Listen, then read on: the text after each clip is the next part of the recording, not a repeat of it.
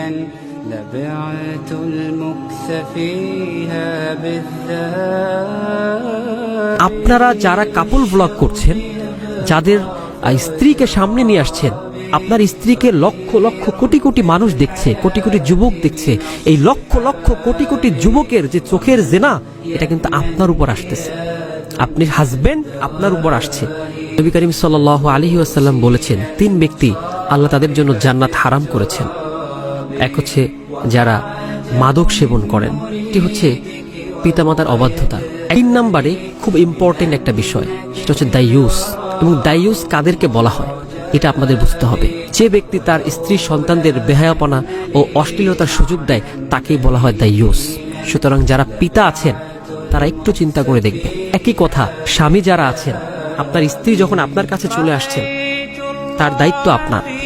সে যদি বেপরদায় থাকে, এই দায়িত্ব কিন্তু আপনি কোনোভাবেই এড়িয়ে চলার সুযোগ নাই, কোনোভাবেই সুযোগ নাই। আপনার জন্য হাদিসে ঘোষণা আসছে জাহান্নামী, কোনোভাবেই জান্নাত পাবেন না।